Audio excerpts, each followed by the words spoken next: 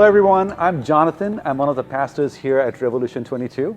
And I'm Sarah Fine, and I am the Director of Children's Ministry. Nice. And we are here to talk about some new information that we have about kids ministry. Yes, exciting news. Yes. We are opening up a few classrooms this Sunday. Yes. Yeah. Finally, right? And we'll talk more about that. But before we dive in, I want to kind of rewind a little bit and talk about what we've been doing for the last 6 to 8 months, right? I'm going to ask you what you've been doing. It's been a while. One thing we've been enjoying that you've been doing along with Shelby and the team is are those videos that you've been making every Sunday for our kids to watch. And if you haven't watched them, they are on YouTube. They are great little videos for our children to watch and learn. Yeah. Is that going to stop because we're meeting again now? Not really. It's going to change a little bit. Okay. But first, I want to say thank you to all of our volunteers who've helped out with that. It's just been awesome to interact with you guys and to see your faces. And I know that the kids have really enjoyed seeing you guys.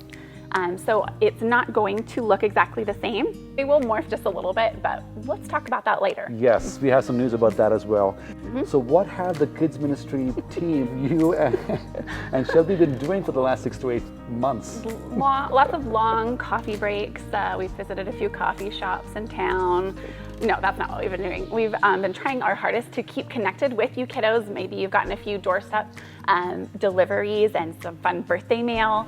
But most important, we have been pouring our hearts and our energy and time into creating a new curriculum just for Rev 22 kids. Not to say that our old curriculum was necessarily bad in any way, shape, or form, and we're excited to continue using that until hopefully we roll out the new curriculum in January. But just so we can reach more the heart of Rev 22 and who we are, and just that discipleship model, and to really know the Bible. And we're really stoked to get started. And to add more to that, what she's talking about, the curriculum thing, this is amazing to see our church, our people writing content for our children. And I'm excited to see what that looks like. And there's been a lot of work put into it. So if you're someone who likes to write content or draw illustrations for this content, come up with awesome kid games yes, or crafts. let us know how you can help us and be a part of this process of creating this content for our church and for our children. It's pretty cool. Let's kind of talk about the Sunday. Yes, exciting stuff. So I want to ask you, which services are going to have kids classes? That's a good question. So we are going to have classes open on the first service, so that's 8 o'clock? Yes. And the third service, 11 o'clock. Tell me more about why aren't we offering kids classes for all the 3 services? That is also a good question. So as much as our heart is to open all classrooms for all of our kiddos, it's just not possible with the volunteers that we still need to open those classrooms up. So another little plug there. If you are someone who would love to plug in and serve our church, please let us know. Let Sarah know. We'd love to use you to serve our kids and serve God, in this way. We need help in this area. Yeah. And if you feel that but maybe God is pushing you, listen to that. You are so needed, and maybe you haven't worked in kids before, and that's great. We'll get you plugged in to somewhere that you can try out. And if it's not your thing forever, maybe it's your thing for this season, because you are needed. That's good. That's true. All right, so are we offering all the classes we had before, or is it going to look different now? Right, like I said, we're just not quite able to do that right now. So we're just opening up the younger 2 classes. So nursery aged kiddos, so 0 to 2 years old, and then our Pathfinders class, which is 3 to kindergarten. Okay. Yeah, so those 2 classes will be open, that first service and that third service. So let's say I come here on Sunday morning for the first service or the third service, and my kids fall in that age category. What does the check-in process look like on Sunday? It's actually not going to change very much. There's going to be a check-in person downstairs ready for your kiddo. You're going to check in, and then they're going to take them to your classroom just to lessen the whole volume or traffic. That's pretty simple. Yeah, Nice. Easy peasy. And check out, how does that look like? Is it different? Pretty similar. You'll walk up, you'll show your tag, and again, someone will bring your child out to you in that downstairs foyer Kicking area. And screaming, drive them out in the classroom? They won't want to leave. Hopefully.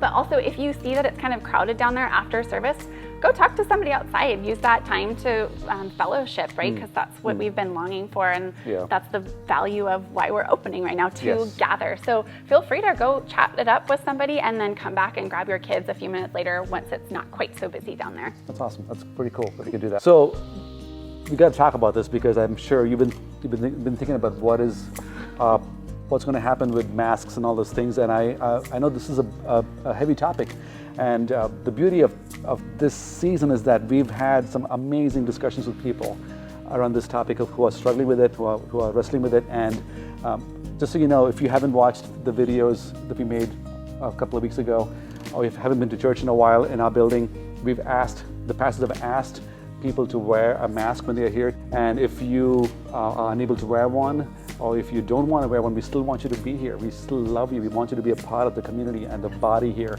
For us, the gathering here is very, very important, and we want to talk to you. If you have strong feelings towards masks, talk to us. We'd love to talk to you more about it. So Sarah, what does that look like with kids? As much as we'd love to mirror what the upstairs is doing, we just can't. As far as our volunteers go and kiddos go, we will be requiring masks to be worn because it's harder to explain to a 3 through kindergartner to maintain distance and don't go up and lick your buddy, right? Or give them a big old hug or whatever, kiddos do. So we are requiring our volunteers and our kiddos downstairs in a classroom to wear a mask, of course, unless they're under age 2. And I want to remind you all that if your child cannot wear a mask for health reasons, right? Yeah. You can definitely bring them upstairs and be a part of the main service. And we just ask that you maintain physical distance if you are unable to wear a mask, all right?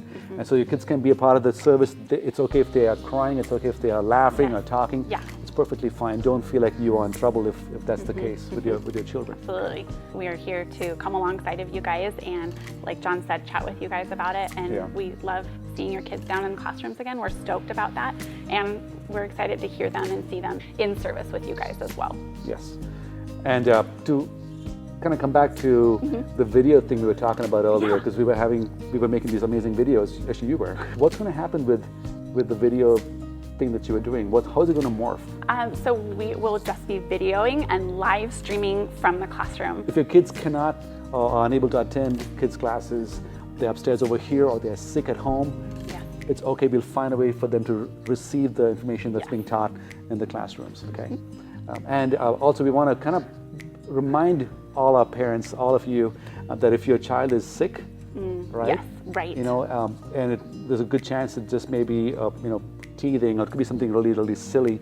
But we request you to not bring them to church on Sunday, right? Absolutely, yeah. We are heading into flu season as well, and use this time to rest. You don't need to push through. I feel like this is a good time to be like, hey, I'm going to put on my cozy jammies and watch church at home, and it's what a great opportunity to love other people by staying at home. Yeah. We want to once again remind you that we are thankful that you guys are part of our family, that we look forward to seeing you on Sunday with the little ones, with your kiddos. Yep. And if you are having any kind of struggle with the whole mask situation or what was happening with all that's going on right now, please talk to us. Yeah. We've had some amazing discussions with people and been able to pray with one another and love one another. So please use this time to reach out to us. We'd love to spend time talking to you and loving you and praying with you, okay? Yeah, we're excited to see you guys. Thanks for watching. So see you on Sunday, right? Bye. Bye. What does the check-in process look like? So, not chicken, but check. Let's say chicken, not check-in, I don't know what that's. Here's a check-in. So what, let me say it again, do it again, sorry.